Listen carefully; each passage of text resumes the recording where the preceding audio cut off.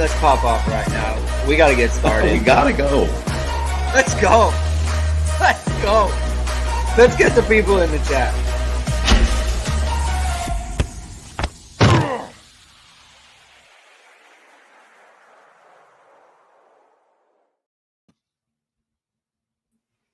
Hello, everyone, and welcome to Hit and Hustle from IRSportsDaily.com. I'm your host, Greg Flamong, and with me, as always, is Jamie Ueyama, Mr. Jamie University. Thursday, November 16th. The home football schedule is coming to an end, Jamie. The final home game for Notre Dame football in 2023 is upon us. Notre Dame plays Wake Forest on Saturday, 3:30 Eastern Time, 12:30 Pacific Time. I will be in attendance for that. I'm very excited. As Notre Dame looks to close out their home slate against Sam Hartman's former team, right? And I think that the fact that they didn't make him available this week to speak was interesting, given the fact that it's his former team and everything. Maybe he just doesn't want to talk about it. They don't want to go there. But it's a game that Notre Dame should win pretty handily. They don't have a good offense. And anytime a team comes into South Bend without a good offense, you got to feel like they're going to be up against it, even though they have an improved defense from last year. It's kind of like Pitt, right? Like Pitt's defense was pretty good. Their offense was poor. And Notre Dame was able to win that one by a lot. So we're going to be talking about that. We're going to be talking about Senior Day. And, oh, wow, Super Chat from Irish One. I'm going to throw that up here in a second. I got all flustered, Jamie. It was very nice Super Chat from Irish One. So we got Senior Day coming up. We're going to talk about players with eligibility remaining and who could come back. And some of the comments from Jared Parker as well about run and play action against man. On a way, he kind of has a point. In another way, it's like, look, if you want to be a play action team, you're going to play action team regardless. Teams don't really. There's a partial truth to it. Yeah. He's got a point, especially in the game itself. But generally speaking, if you want to run play action, you run play action. So yeah, we're going to get into all that. So thank you everyone for tuning in. If this is your first time catching us and you've never heard us before, please subscribe to the show. That would be great. Share it around with your friends and tell them about it. Please like the show and please hit the notification bell so you know whatever it is we're going live. I mentioned Irish One with a nice super chat for us. He says hello as well, so we really appreciate that. So thank you for the support for this show in doing that.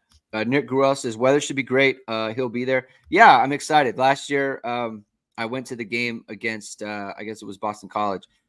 It was not great. It was snowing. It snowed very, very much, which kind of ruined the second half there. So this will be a much better weather game. Adam Dowling will be there as well. Jamie, let's start off the show by discussing something that came through the wire from Ga Wang, Jamie. It's a new holiday special from ESQ Clothing. We've heard all about ESQ's bamboo dress shirt. He dropped the bomb on us in the text messages. 3 degrees cooler wearing this shirt than normal. I mean, that's unbelievable. It's an unbelievable kind of feature that this shirt has. Bamboo cotton fibers. It's naturally odor resistant, wrinkle resistant. It's machine washable, and it keeps you cooler while you're sweating out watching Notre Dame basketball games, Notre Dame football games, whatever Notre Dame event you're watching. It keeps you cooler while you're sweating it out. And there's a new holiday special for your dad or your brother or your friend or whoever it might be. ISD 25% off all online items at esqclothing.com. So you're going to want to head over there. You've seen ESQ on all of Notre Dame's top players and coaches. So head over to esqclothing.com. ISD 25 for 25% off for the holidays. Get a jump on your holiday shopping. Jamie, let's talk a little bit about Jared Parker saying, answering a question about running play action against man defense. There is something to be said for the fact that the corners are all manned up on their wide receivers. They're not looking in the backfield. They're not supposed to be. A lot of people sent this to me. I don't want to get into the press conference comments too much, just in that, like, sometimes you're just answering a question and you're trying to get out of there. Yeah. It's not really the real reason. But what do you take from that? Like, give us like, why wouldn't you want to run play action a lot against a man defense, and why would you do it anyway? Even if they are in that coverage. Yeah, like there's some truth to what he's saying. Like, obviously you're not going to have as many guys running wide. The whole point of it to play action is a lot of it, right? Is you want to stress the eyes, right? Of DBs, of linebackers and stuff. And if you're running man, across the board, they're not supposed to be, right? They're not supposed to be having eyes on in the backfield. They're supposed to have eyes on their man, right? And that's so from that perspective, it makes total sense. Yeah, you aren't going to run as much play action. That I would say that's pretty fair, right? That is a pretty fair statement. At the same time, when you're running the ball effectively, which Notre Dame definitely was at the beginning of the game, and even their overall numbers end up being pretty good, you can still stress defenses with run action because they're going to have to cheat it a bit, because if they're just keep running with man, there's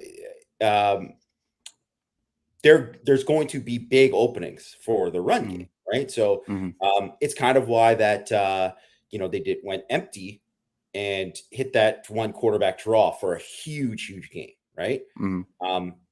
If anything, too, then I mean the counter to that automatically is like, well, why don't you run the quarterback more? Because that is 100% what you should do when you have man. If people are going man across the board, then it's like, okay, like we got to add in some more design quarterback and runs. Like, and I know that Sam Hartman, you're not going to design too many things, but you already did it in the game. You should do more of it. So that's part of it, right? But also too, like backers specifically, safeties too, right? Like corners for, yeah, you're not going to have some of these wide receivers run open, but the whole point is if you're running and you're showing and you're pulling guards and you're doing some of these things, these pin and pull things like that, and you're doing it well, that is going to freeze the backers because they're not thinking about like tight end, whatever. They're thinking about, man, I got to get to my spot. I got to fill my gap. I got to flow. I got to do all of these things, right? Yeah. So from that perspective, it's like, well, there's still areas you can attack and run play action with. Maybe you're not attacking the outside corners, but by the way, they're not attacking the outside corners anyways, right. Period. So it is, I'm not going to say it's a bit false to just say like, well, they're running man, so then we don't run. It's like, I mean, look at San Francisco 49ers. They're a huge play action team. They don't go up against a man defense and be like, guys, no play action this week. Like that isn't a good, that you could say that's why we ran less. He should have just said we should have ran maybe some more, but this is why we didn't run it that much.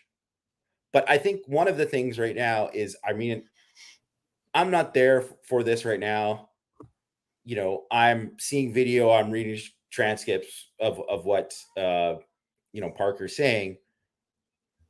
Seems like he's feeling the heat right now. Yeah. And so why you see a lot of like word salad answers and stuff, and why he's always like qualifying things. It's like, well, you guys don't care about this, and we don't like. It's like, it's pretty obvious. He's like, yeah, you try not to read it. It's like, obviously he is reading everything that's going on right now, and it's gone to him, right? So he's hearing it. Probably his family's hearing it. Like they probably listen to podcasts or whatever, or radio, or and it's so. And the guy's fighting for his job, right? He's fighting for his job, and he's thinking about all of these things. So I think I bet he probably would want to just tweak that answer a bit, but there is some truth to it. with the man stuff, but like it doesn't mean you could take it out completely. You know, that just it's like how Wake Forest runs slow mesh, and so teams run man against them a lot, right? Because it's like, yeah, of course we're going to run this because we're you're blitzing a lot and you're trying to attack the slow mesh, and you're also these teams are running RPO against you. So yeah, they get a lot of man, which is why they take a lot of those shots downfield and whatnot, right? But it's like, well, they don't stop doing it. They're like, well, no slow mesh this week, guys. Like, it's like, he kind of made it too simplistic for what it is. That to me, that's not how, it wasn't the right answer to give, in my opinion. Which makes me think like he feels a different kind of way about it. He knows football. It's not like he doesn't. Oh, yeah. You know, he absolutely knows. So to me, I think for him, it's probably hard because like they did have good man beater concepts called. That's the other part. Yeah. It's like they didn't run play action. That's true. But, you know, when you go back and watch the game, it's like, well, this is a pretty good play call for man, you know? Yeah. Like the screen, like the RPO screen that they called, like that's a good one for man. And especially what Clemson was in, and they botched it up, you know? Yeah. They didn't execute. You know, the crosser to Flores that's missed, like that's a good man beater. Like like their crossers, you know, that that was like the one consistent thing that they were really able to hurt Clemson with, and those are good man beaters, right? They were 7 of 10 from between 0 and 9 yards in the game for over 100 yards. I think it was 135 yards. So like they had those concepts dialed up, right? And some of them were hit and some of them weren't, and that's probably frustrating for him because I don't think he wants to sit up there and be like, well, I didn't run play action, but we did do this, and this is what we think our quarterback is supposed to be good at. Because the other part is I don't think he wants to say like Sam Hartman can't run play action, so that's why we're not doing it. Like that has to be it, right? Like I mean, it has to be. It's got to be a big part of it. Yeah. Right. So but he doesn't want to say that, you know, and so it's difficult for him. And then you get caught up in an answer where it's like people are like, "Whoa, you know, you can run play action against man," and like you could, and absolutely right. Like because not just the linebackers, Jamie, but like if you run play action off of a traditional run look, it slows down the pass rush too because they're like, "Oh, am I getting upfield or do I have to get into my run fit here?" So that's part of it too. So it's difficult, right? And like the pressure, I think, like you said, the pressure is on him. Like you can see it on his face. Yeah. He looks tired. He looks like he's not sleeping. I mean, you feel for him in that sense, right? He's obviously grinding on this. Yeah. And I think too, like you could even see, so obviously there's plenty of points last year where things weren't going, I mean, certainly not going as good as they are this year for the defense. Yeah. And Al Golden had tougher questions that he had to deal with every week, but Al Golden had been a head coach for many, many years. And he's obviously more seasoned in that kind of way. Like I doubt Jared Parker has had too many times where he's had to, probably hasn't had a job even in West Virginia. I doubt that he probably had to go in front of like a scrum every week and answer questions. Right. And it's one of these things where, it's, and when things are going good, the questions are harder, and like you said, you're trying to protect the players. You're also trying to protect your own job. You know, you're trying to like, you know, do all these things. Like, so he's like, you know, cause he like kind of deflected the blame from Sam, you know, in one of his answers too, you know, which is like kind of like the right thing to do, but it's also, that is 100% why. So Sam Hartman, I mean, kudos to him for after the game, Clemson game. And I, you know, we talked about it at the time, but like, you know, he basically said, put the blame on me after. But the thing is like in a big picture thing, it makes sense to put him in front because, you know, there's probably people who want to ask him about Wake Forest and, oh, what is it like? But the reality is the last game you remember from him before this game was a stinker. So people are going to ask him about that game again. And it's like, is that really good? It's probably not. Right. So I get why they didn't put him in front of, you know, microphones and stuff before this game for that reason. Well, the other part is like, you know, that the questions that were asked of him were just kind of like, you know, what did you see on this play, or what did you, you know, how did it kind of come apart or whatever? And it's like, just put it on me. Like, blame me, don't blame anyone else. It's like, well, that's not really like, thank you for doing that, I guess, but Yeah. we're actually looking for information. Like, we don't have to. No one's asking you to take the blame. It's Yeah. No one's even putting the blame on anybody. It's like, what happened? Like, what did you Yeah. see? We're Kind of just thing. looking for And answers. it's just like a blanket. Like, it's my fault. Tweet at me. It's like, no, we don't want to tweet at you. We want information on this. So I think it's a tough time for him. I think it's a tough time for Parker. And look at it. And the thing is, they're 7-3. You know, it's not like they're, you know, 5-5 or something like that. Yeah. You know, it's just like it's a little bit better than what it is, than what it, you know, it appears to be. But when you have a game like that, when it just goes as poorly, and like, look, no one would ask these questions really if Clemson was like also 6-2 going in the game, you know, instead of being like a 4-4 team like they were. And it's like, well, they're bad. Why did you lose to this bad team? Yeah. That also makes it difficult. Mike in Oklahoma is asking about Angeli and Minchie getting in the game in the second half. Game experience for each.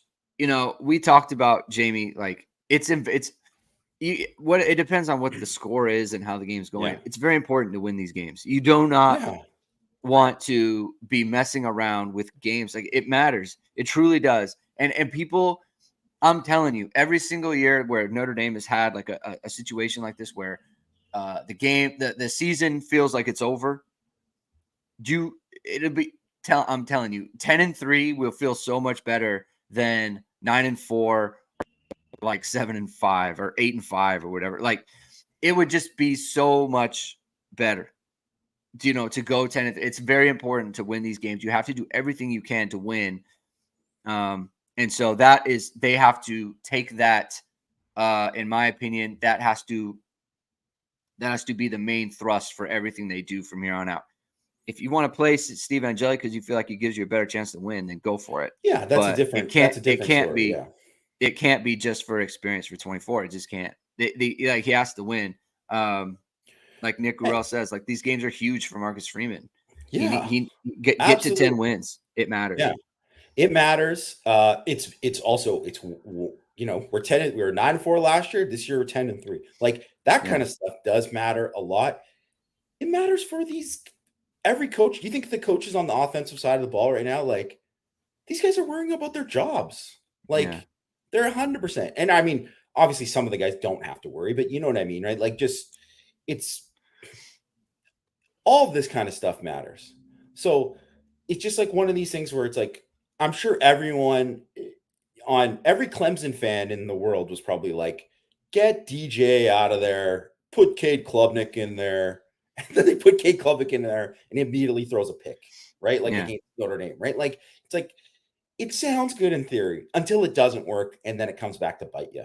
And guess what? The OC, you know, lost his job at Clemson last year, by the way. But like, it's just one of those things. Like, it's one of those things that sounds good in theory to do all these kind of things, but it's like, man, they got to do whatever they got to do. Like, it sounds great to be like, yeah, you know what? We really should be transitioning like Jeremiah Love and JD Price. Got to get like 7 to 8 carries each in this game. It's like, well, I mean, Audric Estime is trying to become an All-American. He's, you know, wants to win the Del Walker Award. These are his final games. I mean, he's not coming back. He's going to the NFL. Like, these are going to be his final games at playing for Notre Dame. Like, this guy he's earned. I mean, people complain about him not getting the ball in the end of the Clemson game, or, you know, like, and then you're going to be like, now we got to just transition to the other guys. It's like, nah, I mean, that's not helping you win, right? Like, that's not one of those things. So it's like, it's easy to just say like, hey, we're planning for the future, but it doesn't all, it sounds good in theory, but it's not in reality. It's not, you know, it's not as practical. Yeah, I mean, I think these questions are always kind of in mind that you're going to blow them out regardless, and we just don't know that. Like you do have to, and that can't be the mindset, I guess. Oh, promote Golden to assistant head coach. What swings would you make? Mike, I would say just on these questions. So he's asking about do you advise on hiring a new OC, demote Parker, promote Golden to assistant head coach? What swings would you make? I mean, we talked a lot about the OC stuff on Tuesday, and what we would do. So I don't want to go too much into it again, just because we already covered that. I do think it's an interesting question about Golden and what lengths you would go to keep him around. It's kind of interesting because I don't think that he would. I don't think he would leave for anything other than the NFL at this point. And I don't know that there's a swing that Notre Dame could make to keep him around after, like, beyond naming him head coach or something, like it just, how do you keep him around if he gets if he gets an NFL DC job, he's probably taking it, right? And I don't know that you could promote him in any kind of way that would keep him from, entice him to stay around Notre Dame. Yeah. I mean, for sure, he's not going to the NFL unless he gets a DC job. Now, Right. like, it would be it wouldn't make any sense. Like, he could still come back and they could have another great defense. They could set himself up for another job opportunity the next year, right? Like, it wouldn't make much sense that way. And then obviously he could leave to become, if he wants to be a head coach again, I'm sure he could get a job somewhere being a head coach. But it's like, well, let's just say Virginia. Let's say Tony Elliott gets fired. I don't think he's getting fired, but I don't know, right? I'm just saying, because Golden, he coached there at one point. He coached there at Virginia. Long time ago, was the defense coordinator there. He's got a connection there. It is a place that should be better than it is. Like, it's a middle tier Power 5 job, right? So certainly not a bad job, right? Like, Yeah. They should be better than they are. But you got to go in there, and it's portal stuff and all this kind of stuff. He's got to kind of rebuild. They're going to suck for the first year at the very least, right? Because I'm going to guess they're not probably going to spend a ton of money to get a bunch of guys in the portal and all that kind of stuff. So it's like, you got to look at what kind of situation, matters to him. So I would say you're probably right, Greg. The most likely scenario is that he either gets offered an NFL DC job, or he gets a big raise and he stays. They maybe give him that assistant head coach title or whatever, something like that. But usually when they do that, that just means it's a raise. It's like, he's probably not going to do too much different from what he's doing right now. It's just that he's going to get a raise. There was somebody who asked earlier in the thing, Greg, about Rasheem Davis, who's oh yeah, I'll bring it up. Yeah. So he's an edge for Wake Forest. Very good player. Or Jasheen Davis, sorry. Yeah. I called him Rasheem by accident. Jasheen Davis. Yes, and you should go after him if he hits the portal. Like, he's good. He's a quality player. Like, he's a guy who could go to the NFL next year. I think he probably will, but he might decide to stay. And if he does, yeah, he's a guy who's immediately comes in, can play on third down. Good, really good player. High motor kid. Very good pass rusher. Would take him in a heartbeat. There's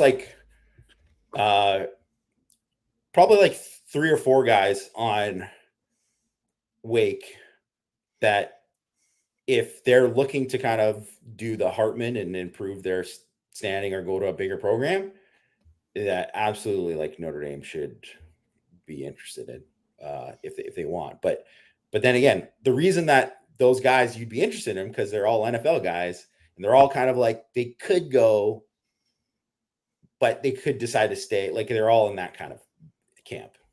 Yeah. All right. Speaking of Wake Forest, let's talk about them a little bit. They're coming in, like we said, not a good football team, offensively especially. Improved defensively. Funny how that works. When I'm sure Sam Hartman, like when he leaves and I know they suddenly finally get it. they Yeah. improve improve defensively, and he's out of there, and their offense is terrible. They're nowhere near as efficient or good offensively as they have been under Sam Hartman. But the defensively they're playing a lot better. I mean, do they have anything offensively to where it's like Notre Dame would have to play completely out of character for what they've been the whole year in order for Wake to do like serious damage against them? Yeah. Offensively, yeah. Like they would Yeah. have Notre Dame would have to have like basically their worst game of the year defensively, and Wake would have to have their best game of the year offensively. I mean, anything can happen. It's college football, but it's very unlikely that would Yeah. happen.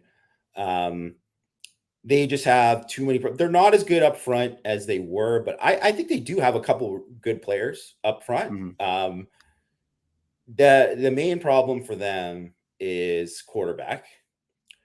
Mitch Griffiths has been bad, so that the drop from Hartman to him has been massive. He's super turnover prone. He's got 9 fumbles in 9 games. He's got the ball batted down a lot. He's holds the ball too long to try to wait for things to kind of come open. He isn't a good deep ball thrower. He hasn't been. So just the accuracy that kind of the accuracy and the chemistry that Hartman had with some of those outside receivers, they don't have. And the other thing is that they don't have, they lost A.T. Perry, who everybody knows that they lost from last year, but then Donovan Green was supposed to be, it was supposed to be him and Jamal Banks. And it was like, okay, that's a pretty good 1-2 punch. And now it's just Banks. And, Banks is fine, but he went from being the number 3 guy to the number 1 guy. And I mean, certainly that's a guy that if Notre Dame was looking in the portal for like a boundary guy, I think that's a guy you look at, right? But like he's good, but he's not like a game wrecker type, right? Mm-hmm. So and I think he'll have a tough time against Ben Morrison. And they just don't have the line isn't good enough. The backs are fine. But they really kind of just rely on you kind of like breaking down and not like playing responsible and playing patient. And if you can, I think they're going to make a change at quarterback in this game. At least it sounded like that after last game. So Mitch Kern will play, but Mitch Kern, I mean, he had a problem. He had 2 fumbles on strip sacks against Virginia Tech. Mm-hmm. Yeah. He's missed multiple games this year. He only had 5.3 yards per attempt against NC State. He was 4-14 versus the blitz against NC State for 3.5 YPA. I mean, they might give him a shot, but I mean, there's no reason to believe that he's going to come in. It's more like Phil Dracovic sucks, so we're going to Christian Veer. And it's like, well, Veer didn't win the job for a reason too. So that's kind of where they're at on offense.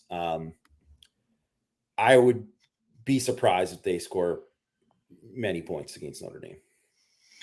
It's just like you got to be really good. I mean, look at USC didn't get over on them. Ohio State didn't get over on them. Like it's hard. Notre Dame's got to turn the ball over a lot, right? Like that's Clemson. Yeah. That was their formula. That was the formula for Louisville. They got to turn the ball over, which is possible, right? But we do have to point out, like Notre Dame at home this year has been a completely different team. If you only went to Notre Dame home games, you'd think this is one of the better teams in recent memory, right? Yeah. You saw the Tennessee State blowout, which you would expect. You saw the Central Michigan blowout. You saw a very good performance against Ohio State. You saw the USC blowout, and you saw the Pitt blowout, right? Like you have seen them just a lot of blowouts, teams. Yeah, like you've seen them crush teams or play very well against undefeated Ohio State. Like they are completely different at home. And I think that this is the time of year when like like a team like Wake Forest, they're trying to get a bowl eligible. I understand that, but it's just like it's going to be colder for them, right? Like it's just not going to be a fun time. It's senior day for Notre Dame. It just there's no reason to expect that Notre Dame's not going to have a good performance in this game. Even offensively, like even the things that they want to do, they should be able to do. You know, the circumstances are kind of what like game flow is what changed for Notre Dame's football team offensively. And I just don't see that happening in this one. Like it just should not be it should not be close. Someone pointed out was a blowout. Senior days always seem to be a slow start. That's kind of like a hit or miss thing. Like sometimes it is, sometimes it isn't. Like I remember senior day in 2021, like that was a complete blowout. I think that was against Georgia Tech. Like that was a debacle. Nick Gruel says the Stanford game worries me more than Wake. I agree with that. I agree with that. You gotta be careful going out to Stanford. It's gonna be Thanksgiving weekend. The crowd is gonna be non-existent. You're all the way across the country. It's tough. So Correll is still listed as questionable. Christophic available. Jaden Thomas available. He's been available. Jaden Thomas has been available every week for the last 5 weeks, and they haven't gotten anything out of him. I would play Ashton Craig at center this week. They need to see what that's the situation where it's like, you know what? Like he looked good against Clemson. Get him out there and for a first start against Wake Forest and see what you have. Because this could go on, this could go on beyond, this year. This could be like a 3-year thing for Ashton Craig. We know they've liked him. If Correll's questionable on Thursday, he's not going to play. Just straight up. That's not happening. Especially with the way Marcus Freeman handles these things. Do you agree with the Christophic and Ashton Craig situation? My take on that. Oh yeah. Play Craig. Because the thing is that it's one of these things where he played enough snaps in the game, and Christophic did fine when he was in the game, but he was in for basically like one series, before he got hurt. But Craig played enough of the second half, like pretty much most of the second half, and did good. Like not just like, oh, he like did okay. It was like, because put it this way, Correll went in remember when Patterson got hurt, and you're like, yeah, Correll did okay, right? Like, no, Craig actually did good. Like he was noticeably good. So to me, especially in that environment, and after the way that what happened with Correll in the first half, I would say like you give him a shot. And then if he's struggling in this game, then you put in Christophic. Like that's seems fair. The other thing is that Pat Coogan was straight up horrific against Clemson. He was really, really bad. Easily his worst game of the season. And maybe he's hurt too, because he had something where they were saying his knees all messed up, whatever. Yeah. So he might be, he might be hurt too. But if he's hurt and he's playing at that level when he's hurt, then you're hurting the team by being out there. So, and obviously Wake doesn't have the same type of guys at defensive tackle that, although they have some good defensive tackles, some quick, Jason Adamilola types. Yeah. Like they don't have the same level as Clemson, but you can't afford to have like a disaster kind of game like that again. So, I think it is important that Christophic is available for this game for if Craig's overwhelmed or if Coogan's overwhelmed. The other thing is Schrouth, right? Schrouth might be, he's going to get his opportunity, and that's great, but we don't know how it's going to go. Like anything could happen. So you want to have as many guys available as possible, because after that, it's like Charles Jagasaw, right? Like it's, and I don't even know if they even would feel comfortable putting him out there. Right. So, yeah. Yeah. Nick Gurrell says, seeing how it played out, Jaden Thomas should have been shut down weeks ago in hopes for a productive bowl game or next season. poor job by the staff on that. Yeah, I mean, we were critical. We've been critical over the past couple of weeks. And it's not hindsight. It's not a armchair quarterback type situation. When he wasn't productive against Louisville, it was like, why is he out there? There's no reason for that. And then basically he didn't play any role against USC, didn't play any role really against Pitt. I mean, he played a couple plays, and then he didn't play at all against Clemson. It's like that couldn't be the case. In my opinion, it needed to be like he's out against Ohio State. You shut him down until after the bye. And obviously you didn't want to lose him against USC, but there's a difference between like I feel well enough to like warm up and run around and jog around and compete. And then there's a difference between like playing a high level of football. And that's what they needed. They needed a high level of football. They didn't get it. And that's unfortunate. And if you want a high level of a good website, Jamie, or a high level video for your wedding or for your engagement or your highlight reel, then what you can do is you can go to vsrmediacompany.com, which is founded by Notre Dame football pregame host and Emmy award-winning anchor Vahid Sadrzadeh. VSR Media provides professional and cinematic video and photo. Whether you're looking for a collegiate or pro-level highlight reel, have a personal story to tell, or aiming to diversify and grow your business, VSR Media specializes in short and long-form video storytelling, social media management, and website design. VSR Media also captures professional headshots, senior, and sports photos. Contact them at vsrmediacompany.com. Mention Irish Sports Daily to receive 20% off your first project. Visit them online or give them a call at 574-800-9106. Oh, Rajon is here. I thought Rajon was going to miss the segue. I felt bad about that. Okay. Senior day, Jamie. We talked about it a bunch. Let's talk about some of the guys who are going to be, they're running out. They're going to be honored on the day, but they come back. So let's start with the linebackers. You have J.D. Bertrand, Maris Leafau, Jack Kaiser. Of those three, which one do you think is most likely to come back, and which one do you think would be most beneficial to Notre Dame to come back? I would say Kaiser is probably the most likely, just because I think Bertrand and Marist have the best shot at getting drafted. They both are obviously. Remember all these guys would be sixth year, right? So they've been 5 years at school, so that's you've been there a long time. You can't say that they didn't put in time. And obviously like Bertrand has been like a 3-year starter, right? Like, so it's one of those things where it's like a 2-time captain, I believe too. Right. So, yes. So, I mean, I guess he could be a 3-time captain, but I think he's probably like, ready to move on and probably, I don't know how beneficial it would be for anything unless he really wants some other kind of degree, or he really wants to be like, I think we can win next year or whatever. And then I think with Marist, I think would benefit the most from staying, just because I think even though he's been 5 years, he had the one lost year. And then last year was kind of like a transition year last year. So I think it would help him to kind of come back in certain ways.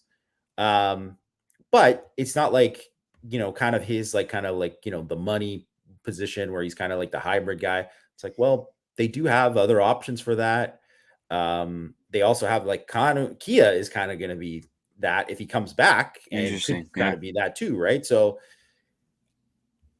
it's not to say that Maris wouldn't be the main guy there or anything like that, but it's like there could be a bit of a logjam there, and that kind of frees it up. So, and I just think with Kaiser, like, I think it would be good to have like kind of like a veteran guy to stay. And, he's the one thing you say about Kaiser, he's just very productive when he gets in there. And it's not like a ton of flash or anything like that, but the guy does well. He's absolutely the most sure tackler on the team. And just the question of like, does he want to stay another? Because he's one of these guys who can, like, whether he plays football or not, like he's going to go and be successful and be in the workforce and do fine, right? So it's just like kind of what he wants to do. But if he really wants to play in the NFL, then he probably should come back, and that would help him, and see how it goes from there. Yeah, a couple updates from the Freeman press conference. Thank you to Rob Wozniak for providing these updates.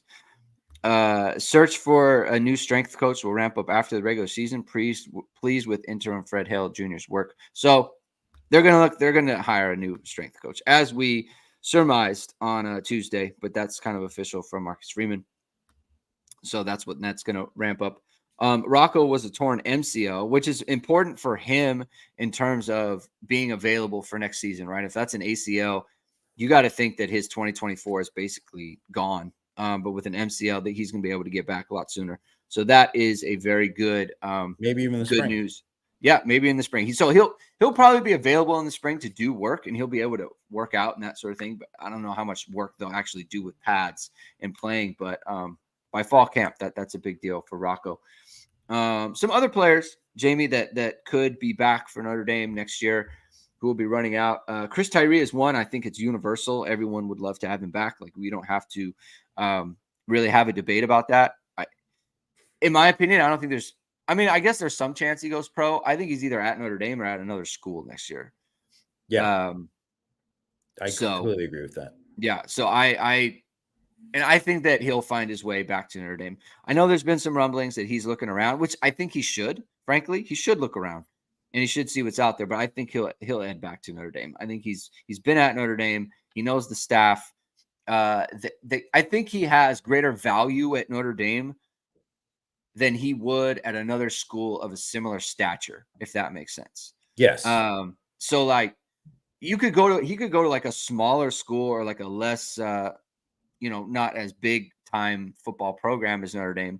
Maybe get a bigger role there, but at Notre Dame, like he's going to have a big role for Notre Dame next year, and they're our top program. So I see him sticking around there. Riley Mills, Jamie, where do you stand on Mills? I mean, I think I think for me this is a no-brainer comeback, but you tell me.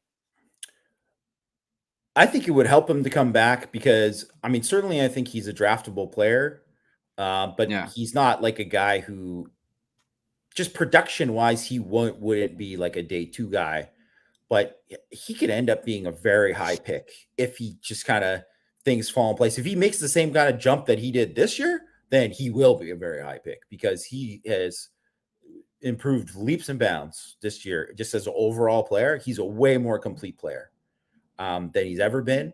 So kudos to him and kudos to Al Washington and Nick Sebastian and those guys. Those guys have done. Mills, obviously, he is. It would be his fifth year, right? Because he played, that full 2020 season, and then he's got the fifth year. So it's not like crazy if he comes back at all.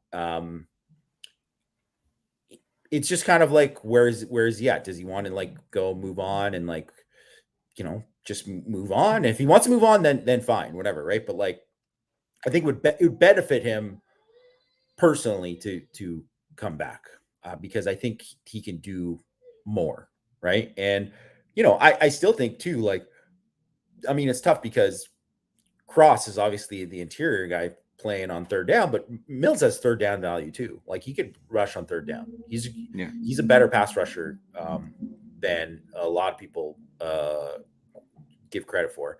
When I guess you could say like just with Cross too, like Cross could easily leave, and it's not like a no-brainer for him to stay because obviously he's had such a good year, and like where before he wasn't on like the Senior Bowl watch list, and then all of a sudden he's like Senior Bowl player of the week, and like he's on All-American list. So it's like, okay, like how much more is he going to get recognized? Probably not more than this year.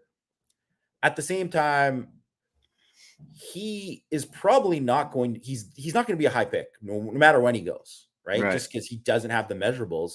So it just kind of depends on what he is. And I mean, it's not like he can't get better. He will get better next year. But I'm just saying, like, even if he's better, he's probably not like improving his draft stock drastically anyways. I mean, he would be, both those guys are massive guys to get back. If Notre Dame gets back, like get those guys, like let's roll. Their defense is going to be awesome. again next year, no matter what. Like, I think that so the reason why I think Mills is a no-brainer is because he could get drafted higher. yes, He could. And so like in the chat, everyone's mentioning the measurables. And like, yeah, he'll test well, but like he's always going to test well. You need to show them you're actually a good player, like consistently, like a guy who like game after game, like look at the consistency of Howard Cross. Like that's what you need. And that's how you get drafted really high. Like that's the value of that, right? Like for Cross, to me, it's like, look, if he left, that would make total sense because he'll never be hotter than he is now. And next year, if he gets hurt, let's say he gets a high ankle sprain in week 7, then what? Like it. So like to me, he played as well as he could. He's gonna have his degree, and like now is the time to try. Now, if Notre Dame, ramps up their NIL situation right with him and makes it so it's like, hey, you make more money here than you would in the pros, then okay, that changes things. But just in terms of like draftability and where he is, like it would make total sense for Howard Cross to move on. So that's where I'm at with him. Ramon Henderson, I would say come back. No brainer to stay. Yeah, no brainer to stay. Cam Hart, I think, is a no brainer to leave. Yes. Unless the shoulder is so bad, he knows like I'm never playing in the NFL. Yeah, yeah. That would be honestly that could be the case. It could be.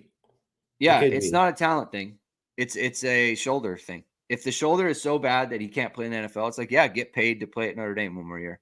100%. I would do that. But that's up to that's up to the shoulder. I don't know how he feels. And maybe he just wants to do something else, right? Very bright kid. Maybe he just wants to do something else with his life after that. Jordan Botelho. What do you think, James? I think, 100% he should stay. Obviously, he's not someone who's going to be draftable at this point. He's had obviously a miserable year because he's been hurt like for pretty much a whole year. He's not healthy at all. I think he's clearly can be a better pass rusher and be more productive. But the thing is just like, I think it's a question of whether or not they want him back and he wants to come back.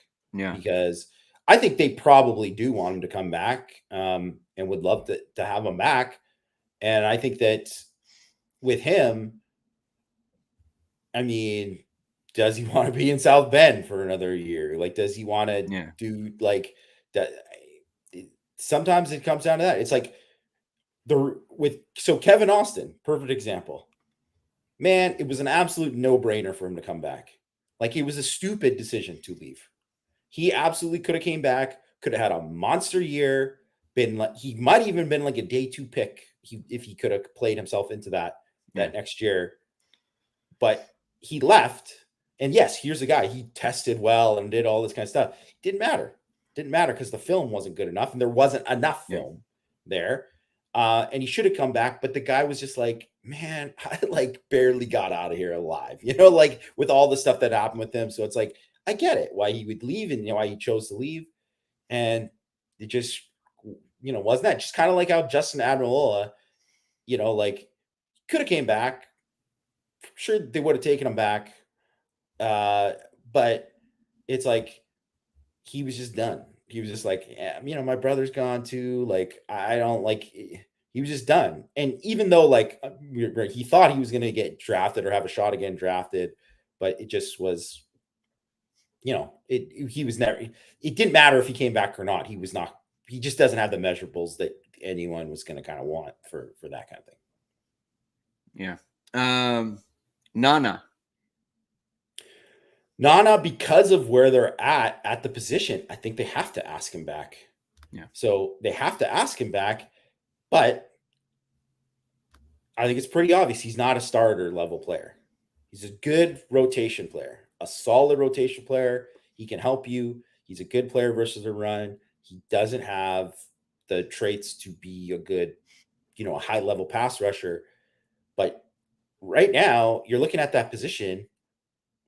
Aiden Gobera tore his ACL where's he going to be at? Like, with all the kind of stuff with the ACLs for Notre Dame, like, is that guy even be ready for camp next year? Hopefully he is, but I mean, he's not going to be ready for the spring.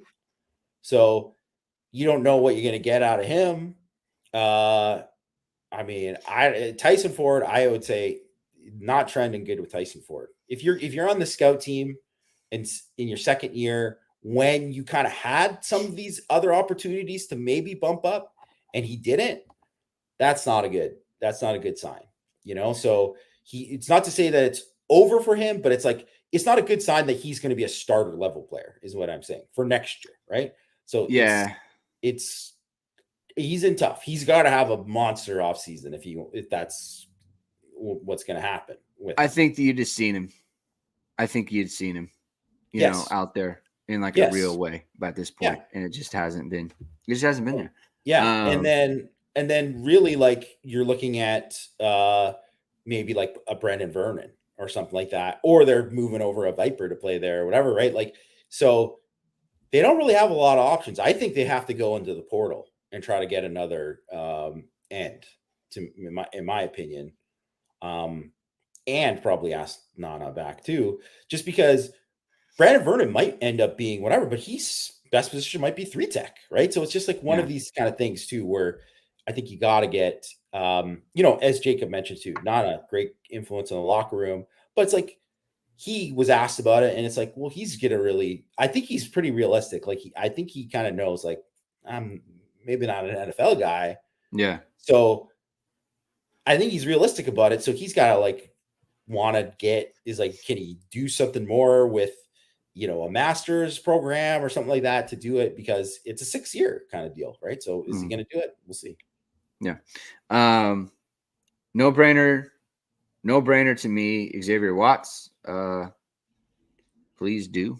That would be great. Yeah. I'd love to cover him one more season. Tosh Baker.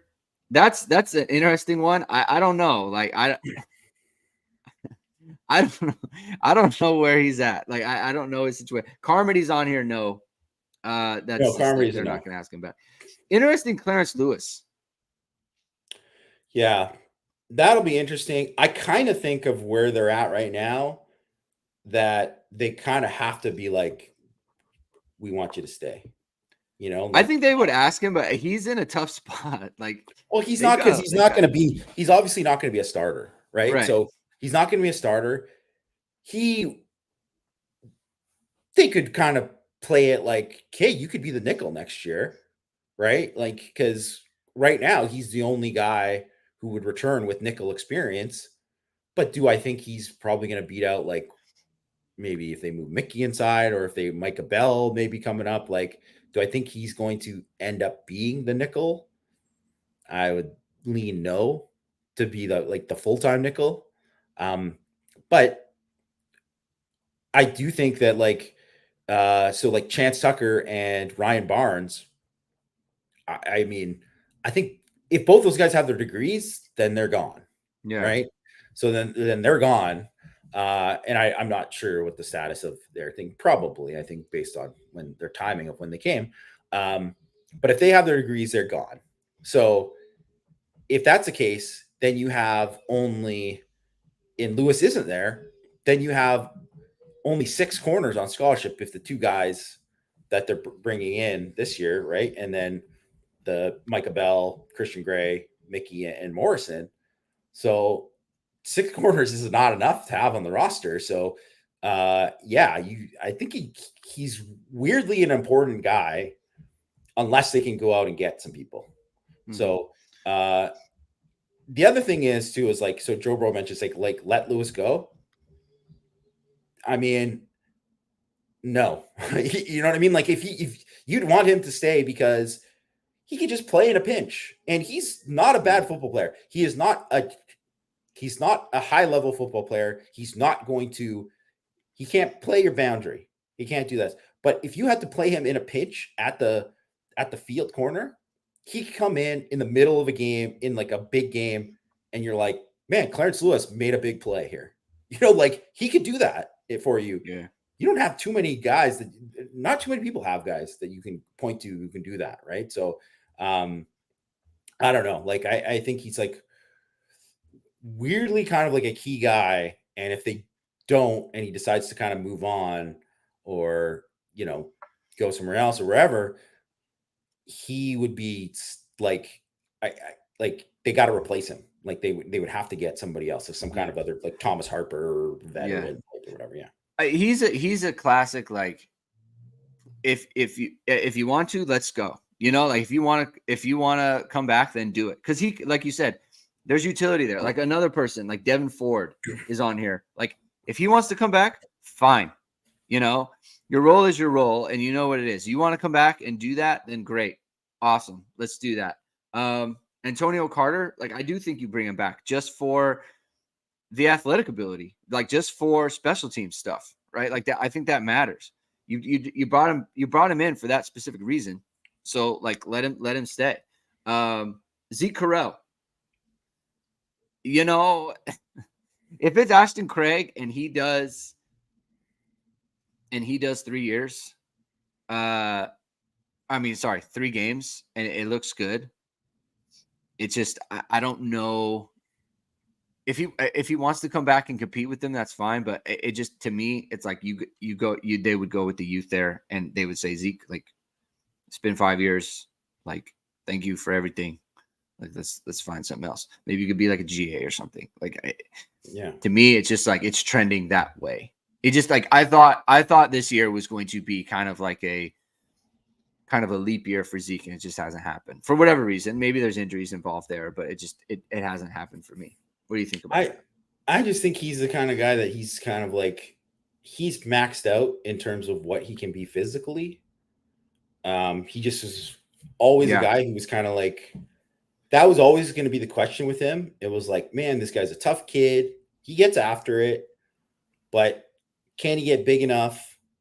And even though he's like gotten kind of like big enough, like, I mean, Travis Kelce's 280 something pounds, right? So it's like, yeah, you can obviously do it, but he's obviously not Travis Kelce, right. He's not at that level. And his problems have stayed his problems. And I don't see them changing in terms of him being able to like handle like a big guy, a big nose guard. Like he's always going to struggle with that. Right. And let's face it, when you play these teams and you play like Ohio State, and you go against like Tyreek Williams, I mean, that guy is going to get like, he's going to come and he's going to eat your lunch if you can't, handle him. Right. And you go against Peter Woods at Clemson, like that guy's going to eat your lunch if you don't have a guy who can handle him. And that's just kind of what it is. Right. So,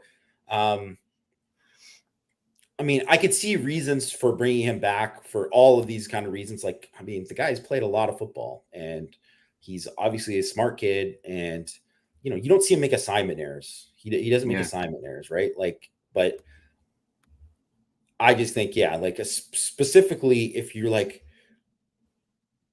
the only way you bring him back for sure is if you're like, man, we do not feel good about like Ashton Craig and like Joe Otting gaining enough weight and all this kind. Like that's the only way, I think.